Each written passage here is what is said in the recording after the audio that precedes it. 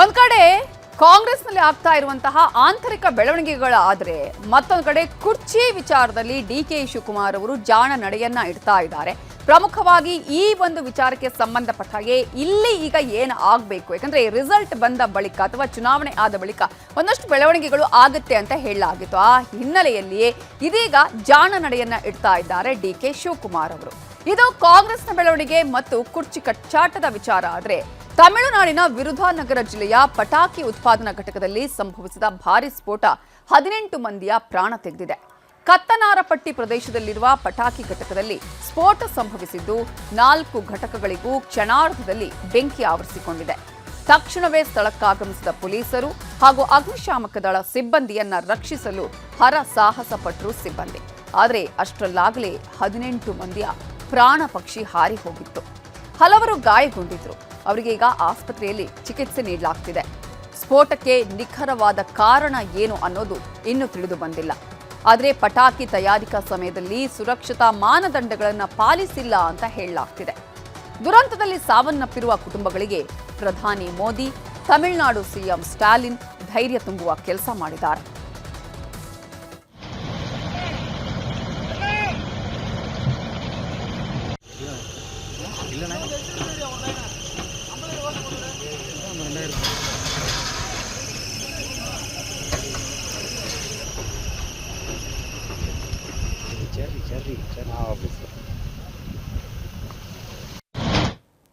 ಎರಡು 2010ರಿಂದ 2020 ನಡುವೆ ಸುಮಾರು 140ಕ್ಕೂ ಹೆಚ್ಚು ಸಣ್ಣ ಮತ್ತು ದೊಡ್ಡ ಅಪಘಾತಗಳು ಸಂಭವಿಸಿವೆ.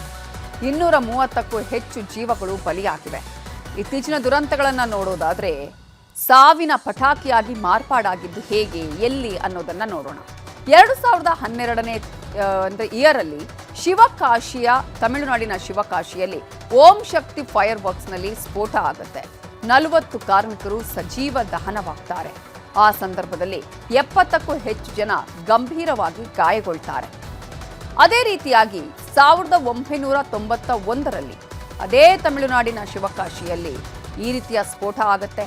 ಇದರಲ್ಲಿ 39 ಮಂದಿ ಸಾವನ್ನಪ್ಪಿದ್ರೆ ಹಲವಾರು ಮಂದಿಗೆ ಗಾಯಗಳಾಗತ್ತೆ.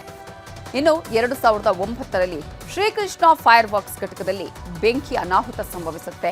ಅದು ಕೂಡ ತಮಿಳುನಾಡಿನ ಶಿವಕಾಶಿಯಲ್ಲೇ. ಆ ಸಂದರ್ಭದಲ್ಲಿ 40 ಮಂದಿ ಕಾರ್ಮಿಕರು ದಾರುಣವಾಗಿ ಸಾವನ್ನಪ್ತಾರೆ. 2021ನಲ್ಲಿ ಅಂಚಂಕುಲಂನಲ್ಲಿ ಈ ರೀತಿಯಾದಂತಹ ದುರ್ಘಟನೆ ನಡೆಯುತ್ತೆ. ಆ ಸಂದರ್ಭದಲ್ಲಿ 19 ಮಂದಿ ಸಜೀವ ದಹನವಾಗ್ತಾರೆ.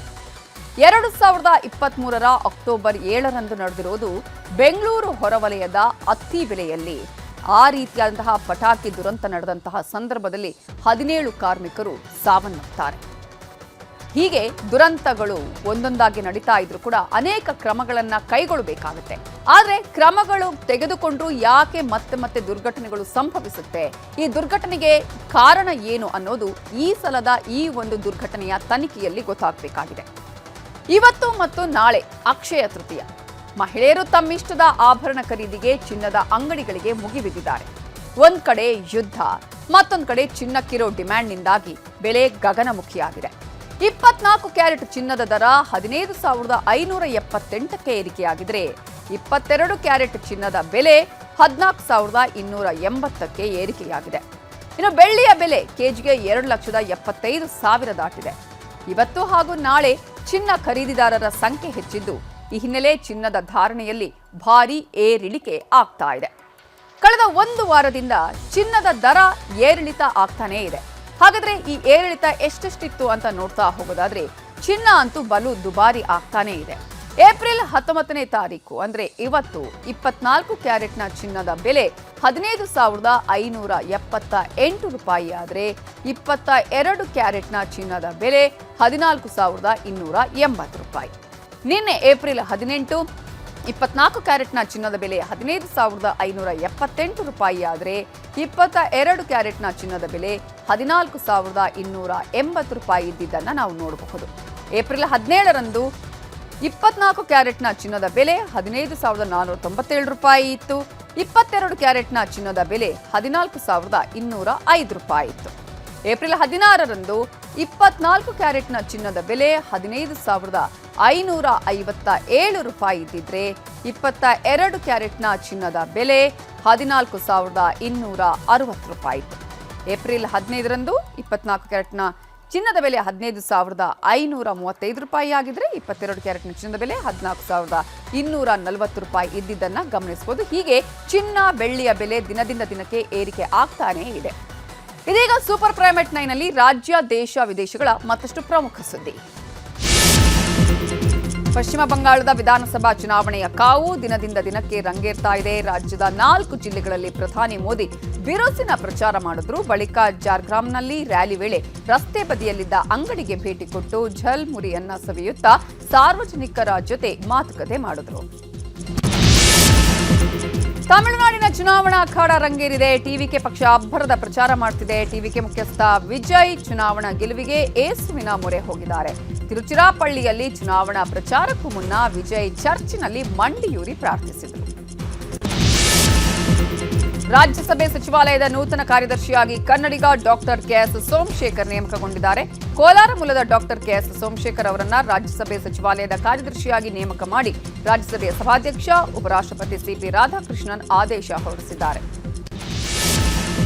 2021 ಮೇ 2ರಂದು ಚಾಮರಾಜನಗರ ಜಿಲ್ಲಾಸ್ಪತ್ರೆಯಲ್ಲಿ ನಡೆದಿದ್ದ ಆಕ್ಸಿಜನ್ ದುರಂತದಲ್ಲಿ 36ಕ್ಕೂ ಹೆಚ್ಚು ಮಂದಿ ಸಾವನ್ನಪ್ಪಿದ್ರು. ದುರಂತದಲ್ಲಿ ಮಡಿದವರ ಕುಟುಂಬಸ್ಥರಿಗೆ ಕೊನೆಗೂ ಸರ್ಕಾರಿ ಕೆಲಸ ಸಿಗೋದು ಬಹುತೇಕ ಕನ್ಫರ್ಮ್ ಆಗಿದೆ. ಏಪ್ರಿಲ್ 21ರಂದು ಗುಂಡ್ಲುಪೇಟೆಯಲ್ಲಿ ನಡೆಯಲಿರುವ ಸಮಾರಂಭದಲ್ಲಿ ಸಿಎಂ ಆದೇಶ ಪತ್ರ ವಿತರಿಸಲಿದ್ದಾರೆ. ಮೊದಲ ಹಂತದಲ್ಲಿ 21 ಮಂದಿಗೆ ಸರ್ಕಾರಿ ಉದ್ಯೋಗವನ್ನ ನೀಡಲಾಗುತ್ತೆ.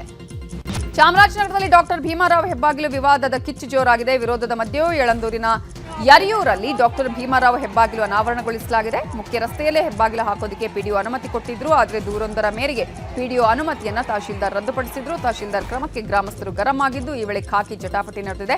ಸ್ಥಳಕ್ಕೆ ಶಾಸಕ ಆರ್ ಕೃಷ್ಣಮೂರ್ತಿ ಕೂಡ ಭೇಟಿ ಕೊಟ್ಟು ಶಾಂತಿ ಸುವ್ಯವಸ್ಥೆ ಕಾಪಾಡುವಂತೆ ಗ್ರಾಮಸ್ಥರಲ್ಲಿ ಮನವಿ ಮಾಡಿದ್ದಾರೆ. ಸಂಚಾರಿ ಪೊಲೀಸರ ಎದುರಲ್ಲೇ ಕಾರು ಚಾಲಕರಿಬ್ಬರು ಪರಸ್ಪರ ಹೊಡೆದಾಡಿಕೊಂಡಿದ್ದಾರೆ. ಈ ಘಟನೆ ಬೆಂಗಳೂರಿನ ಗುಂಜೂರು ಮುಗಳೂರು ರಸ್ತೆಯಲ್ಲಿ ನಡೆದಿದೆ. ಕಾರಿಗೆ ಕಾರು ಟಚ್ ಆಗಿದ್ದಕ್ಕೆ ಇಬ್ಬರ ಮಧ್ಯೆ ಜಗಳ ಆಗಿದೆ. ಇಬ್ಬರ ಹೊಡೆದಾಟದ ದೃಶ್ಯ ಪ್ರಯಾಣಿಕರ ಮೊಬೈಲ್ನಲ್ಲಿ ಸೆರೆಯಾಗಿದೆ. 2 ಕಾರುಗಳ ಮಧ್ಯೆ ಅಪಘಾತವಾಗಿ 4 ಗಂಭೀರವಾಗಿ ಗಾಯಗೊಂಡಿರುವ ಘಟನೆ ಶಿವಮೊಗ್ಗದ ರಿಪ್ಪನ್ಪೇಟೆಯ ವಿನಾಯಕ ವೃತ್ತದಲ್ಲಿ ನಡೆದಿದೆ. ಡೆಡ್ಲಿ ಆಕ್ಸಿಡೆಂಟ್ನ ದೃಶ್ಯ ಸಿಸಿಟಿವಿಯಲ್ಲಿ ಸೆರೆಯಾಗಿದ್ದು ಗಾಯಾಳುಗಳನ್ನು ಆಸ್ಪತ್ರೆಗೆ ದಾಖಲಿಸಲಾಗಿದೆ. ಡಿಕ್ಕಿಯ ರಭಸಕ್ಕೆ ಕಾರುಗಳು ನಜ್ಜುಗುಜ್ಜಾಗಿವೆ. ಅಪರಿಚಿತ ವಾಹನ ಡಿಕ್ಕಿಯಾಗಿ ಪೊಲೀಸ್ ಕಾನ್ಸ್ಟೇಬಲ್ ಸ್ಥಳದಲ್ಲೇ ಸಾವನ್ನಪ್ಪಿರುವ ಘಟನೆ ಕಲಬುರಗಿ ಜಿಲ್ಲೆಯ ಗೊಬ್ಬೂರು ಗ್ರಾಮದ ಬಳಿ ನಡೆದಿದೆ.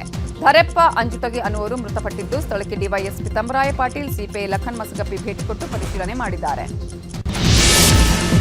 ಐಪಿಎಲ್ ಟಿಕೆಟ್ ದುಪ್ಪಟ್ಟು ಹಣಕ್ಕೆ ಮಾರಾಟ ಹಿನ್ನೆಲೆ ಕ್ಯಾಂಟೀನ್ ಸಿಬ್ಬಂದಿಯನ್ನ ಬಂಧಿಸಲಾಗಿದೆ. ಈ ಬಗ್ಗೆ ಕೆಎಸ್ಸಿಯಿಂದ ಸ್ಪಷ್ಟನೆ ನೀಡಲಾಗಿದ್ದು ದುಪ್ಪಟ್ಟು ಹಣಕ್ಕೆ ಟಿಕೆಟ್ ಮಾರಾಟ ಪ್ರಕರಣಕ್ಕೂ ಕೆಎಸ್ಸಿಗೂ ಸಂಬಂಧ ಇಲ್ಲ, ತನಿಖೆ ನಡೀತಾ ಇದೆ, ಕೆಎಸ್ಸಿಎ ಸಂಪೂರ್ಣ ಸಹಕಾರ ನೀಡಲಿದೆ ಅಂತ ಕೆಎಸ್ಸಿಎ ವಕ್ತಾರ ವಿನಯ್ ಮೃತ್ಯುಂಜಯ ಪತ್ರಿಕಾ ಪ್ರಕಟಣೆ ಹೊರಡಿಸಿದ್ದಾರೆ.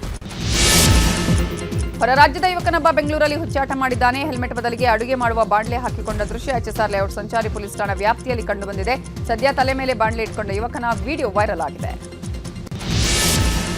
11 ವರ್ಷದ ಅವಳಿ ಹೆಣ್ಣು ಮಕ್ಕಳನ್ನ ಕತ್ತು ಸೀಳಿ ತಂದೆಯೇ ಕೊಲೆ ಮಾಡಿರುವ ಘಟನೆ ಉತ್ತರ ಪ್ರದೇಶದ ಕಾನ್ಪುರದಲ್ಲಿ ನಡೆದಿದೆ. ವೈದ್ಯಕೀಯ ಪ್ರತಿನಿಧಿಯಾಗಿದ್ದ ಶಶಿರಂಜನ್ ಮಿಶ್ರಾ ಅನ್ನುವಾತ ಮದ್ಯ ವ್ಯಸನಿಯಾಗಿದ್ದು ಕೊಲೆ ದಿನ ಎಲ್ಲರೂ ಒಟ್ಟಿಗೆ ಊಟ ಮಾಡಿ ಕೋಣೆಯಲ್ಲಿ ಮಲಗಿದ್ರು. ಸದ್ಯ ಇದೀಗ ಕೊಲೆ ಮಾಡಿದ ಆರೋಪಿಯನ್ನ ಬಂಧಿಸಲಾಗಿದೆ. ಮಲೇಷ್ಯಾದಲ್ಲಿ ಘೋರ ಅಗ್ನಿ ಅವಘಡ ಸಂಭವಿಸಿದ್ದು 200ಕ್ಕೂ ಹೆಚ್ಚು ಮನೆಗಳು ಸುಟ್ಟು ಭಸ್ಮವಾಗಿವೆ. ಏಕಾಏಕಿ ಮನೆಯೊಂದರಲ್ಲಿ ಬೆಂಕಿ ಕಾಣಿಸಿಕೊಂಡು ವ್ಯಾಪಕವಾಗಿ ಆವರಿಸಿ ದುರ್ಘಟನೆ ನಡೆದಿದೆ. ಘಟನೆಯಲ್ಲಿ 8,000ಕ್ಕೂ ಹೆಚ್ಚು ಜನ ಮನೆ ಕಳ್ಕೊಂಡಿದ್ದು ನಿರಾಶ್ರಿತರಾಗಿದ್ದಾರೆ. ಘಟನೆ ಬಗ್ಗೆ ಮಲೇಷ್ಯಾ ಪ್ರಧಾನಿ ಬೇಸರ ವ್ಯಕ್ತಪಡಿಸಿದ್ದು ಅಗತ್ಯ ಕ್ರಮ ವಹಿಸುವಂತೆ ಅಧಿಕಾರಿಗಳಿಗೆ ಸೂಚಿಸಿದ್ದಾರೆ. ಗುಜರಾತ್ನ ಸೂರತ್ ಜಿಲ್ಲೆಯ ಉದ್ನಾ ರೈಲು ನಿಲ್ದಾಣದಲ್ಲಿ ಪ್ರಯಾಣಿಕರ ಮೇಲೆ ಪೊಲೀಸರು ಲಾಠಿ ಚಾರ್ಜ್ ಮಾಡಿದ್ದಾರೆ. ಅನಿಲ ಕೊರತೆಯಿಂದಾಗಿ ಕೆಲಸ ಕಳೆದುಕೊಂಡ ಕಾರ್ಮಿಕರು ಮನೆಗೆ ತೆರಳುವುದಕ್ಕೆ ರೈಲ್ವೆ ಸ್ಟೇಷನ್ನಲ್ಲಿ ಭಾರೀ ಸಂಖ್ಯೆಯಲ್ಲಿ ಜಮಾಯಿಸಿದ್ರು. ಇದರಿಂದ ಕಾಲ್ತುಳಿತ ಆಗಿದ್ದು ಪ್ರಯಾಣಿಕರ ನಿಯಂತ್ರಿಸಲು ಪೊಲೀಸರು ಲಾಠಿ ಬೀಸಬೇಕಾಯಿತು. ಮಧ್ಯಪ್ರದೇಶದ ಮೌಗಂಜ್ನಲ್ಲಿ ವೀಲಿಂಗಿಗೆ ಅಪ್ರಾಪ್ತರು ಬಲಿಯಾಗಿದ್ದಾರೆ. ಒಂದೇ ಬೈಕಲ್ಲಿ ಟ್ರಿಬಲ್ ರೈಡಿಂಗ್ ಹೋಗ್ತಾ ಇದ್ದ 3 ಗನ್ ಹಿಡಿದು ಗುಂಡಾಟ ಮಾಡಿದ್ರು. ಈ ವೇಳೆ ಯರ್ರಾ ಬೀರಿ ಬೈಕ್ ಓಡಿಸುವಾಗ ಮುಂದಿದ ಟ್ರಕ್ಗೆ ಡಿಕ್ಕಿ ಹೊಡೆದು ಸ್ಥಳದಲ್ಲಿ 3 ಪ್ರಾಣ ಬಿಟ್ಟಿದ್ದಾರೆ.